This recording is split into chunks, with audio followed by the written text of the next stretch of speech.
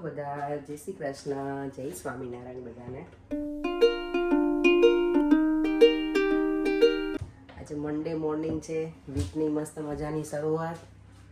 અને જો અત્યારે બધું મારું બ્રેકફાસ્ટનું ને લંચનું ને રેડી થાય છે દેવા માટેનું. હું તો આજે ઘરે જ છું અને આજે છે ને મારા પપ્પાનું ઓપરેશન કરવાનું છે. મને લાગે બપોરના 4 વાગે ઇન્ડિયન ટાઈમ પ્રમાણે કીધા હતા કાલે મેં ફોન કર્યો ને ત્યારે. એટલે હોપફુલી બધું સરખું થઈ જાય. બસ એવી જ મેં અત્યારમાં ભગવાનને શું કહે દીવાબત્તી કરે ને તો એ જ પ્રે કરી કે જલ્દી સરખા થઈ જાય એમ. અને આજે જો મારે છે ને દહીં બનાવવાનું છે, દહીં પતવા આવ્યું છે મારે ઘરે બનાવેલું. અને બીજું બનાવવાનું છે મારે લસણની ચટણી. લસણની ચટણી હું જે બનાવું છું ને ઘણો ટાઈમ સુધી સ્ટોર કરી શકાય. તો હું કેવી રીતે કરું છું સ્ટોરી આજે હું આપીશ. કારણ કે બહુ બધાની કમેન્ટ હતી એ વિડીયોમાં. મેં કીધું હતું ને કે હું લસણની ચટણીની રેસીપી આપીશ એવું. તો ઘણા બધાએ કીધું છે. મેં આની પહેલાંય બતાવેલી છે પણ મને લાગે મેં આખી ડિટેલમાં લગભગ નહીં બતાવી હોય. તો હું ફરી વાર આજે બનાવીશ ને ત્યારે હું આખી ફૂલ મસ્ત રેસીપી સાથે બતાવી દઈશ. અને કેવી રીતે સ્ટોર કરવાનું એ પણ. નોર્મલી હું છે ને ફ્રીજમાં સ્ટોર કરું છું કાચની બોટલમાં. એ જો મારું પતવા જ આવી છે, આટલી જ રહી છે એટલે. તો હવે આજે તો મને કરવાની જ છે આમ પણ. નહીંતર પછી લસણ ફોલેલું પેલું થવા લાગે ને એટલે. તો આજે એવું કામ કરવાનું છે અને કંઈક લંચ ને ડિનર ને એક બનાવીશું. ઘરે હોઈએ એટલે કંઈક નવો આઈડિયા આવશે તો એ બનાવીશ. ચાલો તો હવે મળીએ પછી. દેવાના સ્કૂલનો ટાઈમ પણ થઈ ગયો છે. મૂકવા જાઉં છું દેવામને. મમતાની લોકો જો આગળ જ છે છોકરાઓને લઈને. કેટલું એકદમ મસ્ત દેખાય છે ને. બાકી ક્લિયર એકદમ દેખાય છે. અત્યારે સરસ છે, ઠંડુ પણ નથી એટલે મજા આવે એવું છે. દેવાને સ્કૂલે મૂકીને આવીને પછી ઘરનું કામ શરૂ કરીશ. અત્યારે મેં કરી નહોતું કારણ કે મારા પપ્પાને ફોન કર્યો. પછી થોડું અડલી હતું ને એટલે મેં તમારા સાસુ નહીં કર્યું. અત્યારે હું કરતી નથી. સવારમાં એ લોકોને કેવું થાય છે હું કરું કે બિચારા સૂઈ ગયા હોય કે પછી એવું થાય ખોટા ડિસ્ટર્બ કરું એમ. અને મારા મમ્મીને એ લોકોને કહું, એ લોકોને મોડા જમવાનું હોય. અને મારા સાસુ સસરા વહેલા જમી લે તો એ લોકો વહેલા સૂઈ જાય બપોરે. એ લોકોને પછી ફોન કરું એમ મોડાથી. પણ આજે અડલી હતી ને તો એમ નહીં કર્યો તો ફોન. એટલે બેસી ગઈ હતી. કામ કંઈ કર્યું નથી. ઘરે છો એટલે ઘણી વખત કેવું આપણે લેઝી બની જઈએ ને. ચાલો જો છોકરાઓ આગળ ભાગે છે. સવારનું બધું કામ પતાવી લીધું. અત્યારે વાગ્યા છે 11 અને મેં આજે હું ઘરે છું ને તો મેં તો કંઈક ગરમ લંચ કરીએ. નોર્મલી કેવું સવારમાં બનાવું ને એમાં બધા થેપલા ને એવું એ જ અમે લોકો લંચમાં લઈને જઈએ એમ. અને પરે નહીં ઠંડુ સવારનું બનાવેલું ખાવું પડે બપોરે કામ કરતા હોય ને. તો આજે મેં સોજીના ઉત્તપમ બનાવું છું. તો મેં સોજી પલાળી દીધી છાશમાં અને એમાં મેં નાખ્યું છે કેપ્સિકમ છે, કેબેજ છે, પછી આદું નાખ્યું છે મેં, ઓનિયન નાખીશ હજી એ મેં નથી નાખી, અને લીલા મરચાંની પેસ્ટ, પછી સોલ્ટ નાખીશ, બ્લેક પેપર, એ બધું નાખીને હમણાં મસ્ત મજા. અત્યારે પલાળીને રાખું છું. અમારા લોકોને જવું છે બીબીમાં. પરેંજાનું કામ પતાવી લઈને પછી આવશે મારી સાથે.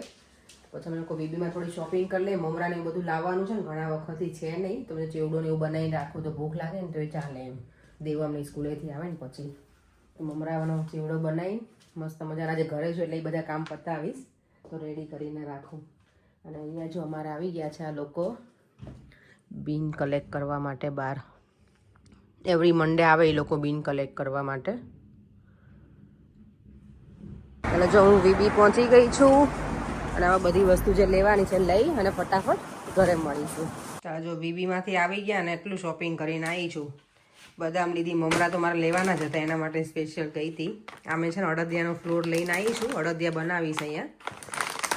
પછી જે પમ્પકિન સીડ્સ લીધા છે. આ મેં કંઈક રેસીપી મેં જોયું હતું ને એટલે મને કંઈક બનાવું હતું પણ મને યાદ જ નથી કે મેં શું જોયું હતું. પણ લઈ લીધા છે. કાજુ લીધા, પછી આ બાજરીનો લોટ અને તુવેરની દાળનું છે ને મોટું પેકિંગ જ મેં લઈ લીધું. એટલે થોડો ટાઈમ લેવું નહીં બધું. કારણ કે નાના પેકેજિંગ હોય ને તો બહુ બધી વખત લેવા જવું પડે. એટલે ચાલો તો હું ફટાફટ ઉત્તપમ મસ્ત મજાના બનાવી લઉં અને લંચ કરી લઈએ મસ્ત ગરમા ગરમ. બપોરનું જો લંચ પણ કરી લીધું છે અને હવે હું અત્યારે લસણની ચટણી બનાવવાની છું. તો જો મેં બધું લસણ ફોલ્યું હતું ને એ બધું હું ડાયરેક્ટ જ આમાં નાખી દઈશ અને આમાં લાલ મરચું નાખી અને પછી ગ્રાઇન્ડ કરી લઈશ. લસણની ચટણી જો મેં ગ્રાઇન્ડ કરી નાખી છે. આટલી બધી બનાવી નાખી છે અને આને હવે સ્ટોર કરવા માટે છે ને આમાં થોડા સોલ્ટ નાખવાનું. સોલ્ટ થોડું નાખી દેવાનું વધારે એટલે છે ને ચટણી ક્યારે આમ તો ના જ બગડે. હું ફ્રીજમાં જ રાખું છું અને પેલી હોય ને કન્ટેનર આપણું કાચનું એમાં જ તે સોલ્ટ નાખી અને પછી એમાં નાખવાનું ઓઇલ. ઓઇલ ને સોલ્ટ હોય એટલે તમારી ચટણી ક્યારેય બગડે નહીં. તમારે લાંબો ટાઈમ સુધી સ્ટોર કરવું હોય ને તો પણ તમે કરી શકો.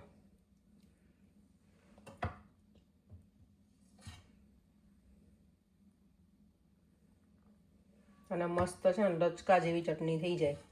જ્યારે હું પાઉંભાજીને બધું બનાવું ત્યારે લસણની ચટણી બનાવી હોય ને તો આમાંથી જ કરી નાખું. પછી બસ આમાં બરાબર મિક્સ કરી અને પછી કાચની બોટલમાં ભરી લેવાની.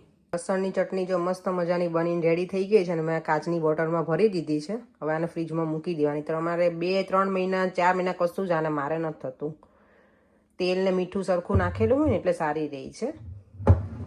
તો જેણે મને મેસેજ કર્યો હતો ને હવે તમે કરી શકો છો આવી રીતે સ્ટોર. દેવમ જો ઘરેથી સ્કૂલેથી ઘરે આવી ગયો છે અને પ્રિશા આજે આવી છે અહીંયા. બંને જો રમવા બેસી ગયા છે. દેવમ આજે તારા સ્કૂલમાં શું એક્ઝામ હતી? દેવમને આજે 100 આઉટ ઓફ 100 આયા મેથ્સમાં. Well done Devam, congratulations. Devam અને બીજે ક્લાસમાં એની શું કહેવાય આખા ક્લાસમાં કેટલા તમે હાઉ મેની સ્ટુડન્ટ્સ દેવમ? 28. એમાંથી 2 જણને છે ને તમને 100. Very good. દેવમને છે ને ભણવું નથી હોતું. એ ભણે ને તો કરી શકે એમ છે પણ એને શું કહેવાય ફેવિકોલ લઈને બેસવું પડે એવું છે મારા દેવમને. ચાલો એ લોકો માટે જો મેં મસ્ત આજે છે ને ફ્રૂટ ડીશ રેડી કરી છે પ્રિશા અને દેવમ બંને માટે. દેવમ લે પ્રિશાને એપલ વધારે જોઈએ એટલે એને મેં વધારે એપલ આપ્યા છે. જો એને છે ને એપલ એને મેં કીધું ને બનાનાની તો કે ના મેં તને ખાવું તો પડશે એટલે મેં એને આપ્યું જ છે. જો ચલો આ બધું ખાવું પડશે. જો નહીં ખાય ને તો એકે વસ્તુ આપીશ નહીં નેક્સ્ટ ટાઈમથી હું તને. પેલા ખાઈ લો પછી પ્લે કરો બેટા હેન્ડ વોશ કરીને. ડિનર માટે છે ને બનાવવા છે આલુ પરાઠા. તેનો મસાલો રેડી કરી નાખ્યો છે. અહીંયા લોટ પણ રેડી છે. દેવમ અહીંયા સ્ટડી કરવા બેઠો છે. એને હમણાં ટ્યુશનમાં મૂકીને આવી પછી હું વિચારું છું મમરાનો ચીવડો બનાવી નાખીશ એટલે આજનું કામ ડન. પછી એવું બીજું કાંઈ જ મારે બનાવવું નથી. અને આજે હું છે ને બીબીમાં ગઈ હતી ને તો મને અડદિયા બહુ ભાવે. હવે વિચારતા હતા હું આપણે કે બહાર મંગાવશું ઇન્ડિયાથી એવું પણ જ્યાં સુધી ના આવે ત્યાં સુધી મેં કીધું કે અહીંયા હું બનાવું થોડાક એમ બનાવું છું એવરી યર અહીંયા તે જાતે. તો હું 1 કિલો પેકેટ લઈને આવી અને આજે સ્ટોર રૂમમાં જોયું તો હજી 1 પેકેટ પડેલું જ હતું. મારે 2 કિલો અડદિયાનો લોટ થઈ ગયો એટલે હવે તો 2 કિલો બનાવીશ પણ બધા એક સાથે નહીં બનાવું. 500 ગ્રામ લોટના કરીને બનાવીશ કારણ કે એ કેવું અડદિયા એવું કે થોડા શું તાજે હોય તો મજા આવે ખાવાની એટલે. તો ચાલો દેવમને હમણાં થોડી વાર મૂકીને આવીને ટ્યુશનમાં અને પછી બીજું બધું કામ પૂરું કરીશ. આલુ પરાઠા જો મસ્ત મજાના રેડી થઈ ગયા છે. એની જોડે દહીં હોમમેડ યોગર્ટ સાથે આજનું ડિનર છે અમારું. મસ્ત એકદમ સ્પાઇસી બનાવ્યા છે. મને થોડુંક સ્પાઇસી હોય ને તો વધારે મજા આવે એટલે પછી ભલે ને હાલત ખરાબ થાય પણ અત્યારે સ્પાઇસી ખાઈ લેવાનું ચટાકા બટાકાવાળું. દેવમ રીડિંગ કરવા બેસી ગયો છે ટ્યુશનમાંથી આવીને.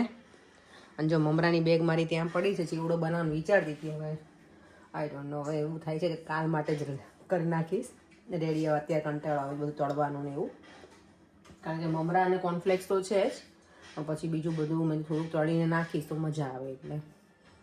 તો ચાલો હવે ડિનર કરી લઈએ. પરેમ જો અત્યારે મસ્ત મજાના શું કહેવાય ફ્રી થઈને બેસી ગયા છે. સૂતા છે આમ તો નહીં પરેમ? શું થયું? ઠંડો હાથ લાગે તારો? ઠંડો હાથ લાગે છે. ચાલો અમે બંને છે ને બેઠા બેઠા કોમેન્ટને એવું રીડ કરતા હતા. બધાની કોમેન્ટ આટલા દિવસની બહુ સરસ આવી હતી. હવે અમારું શું કહેવાય આ બધું આખું મેરેજનું ફંક્શન હતું ને એ બધું પૂરું થઈ ગયું છે કારણ કે ઇન્ડિયાથી બધા રિલેટિવ્સે બધા કે તમારા મેરેજ તો બહુ ચાલે હવે ક્યારે પૂરા થયું બધું પતી ગયું છે. હવે અમે સાવ ફ્રી થઈ ગયા છીએ. મેરેજના બધા ફંક્શન ડન. બહુ મજા આવી હતી અને હવે ક્રિસમસનું શરૂ થશે પાછું કાંઈક ને કંઈક પાર્ટી એવું હોય એટલે જઈશું તો તમારા જોડે તમારા બધા સાથે શેર કરીશું. અને બસ હવે દેવમભાઈ જેનું હોમવર્ક કરવા બેઠો છે અંદર. અમે લોકો અહીંયા મૂવી કરી જ પરેંગ એટલે જોઈએ જ બેઠા બેઠા. મને કાંઈ બહુ ઇન્ટરેસ્ટ નથી આ બધામાં પણ થોડી વાર મેં બેસું એટલે પરેંગને એવું લાગે. પરેંગ એવરી ટાઈમ કોઈ પણ રિલેટિવ્સ આવે ત્યારે એમ કહે કે એમ અપેક્ષા મૂવી જોવાનો શોખ નથી ક્યારેય ના બેસે. થોડી વાર બેસી લઉં. અને મારા પપ્પાનું ઓપરેશન એ સક્સેસફુલી સરસ થઈ ગયું છે. આજે આખો દિવસ મારે ફોન ચાલુ જ હતો વાત થઈ ઘણી વખત. નોર્મલ થઈ ગયા છે. પપ્પાને શું પહેલાં પગથી નીચેનું બધું પેલું કર્યું હોય ને નમ તો એ હજી કહેતા હતા કે કાલ સુધીમાં બરાબર થઈ જશે બધું. તો ઓવરઓલ ઓલ ગુડ છે ઓપરેશનને એવું.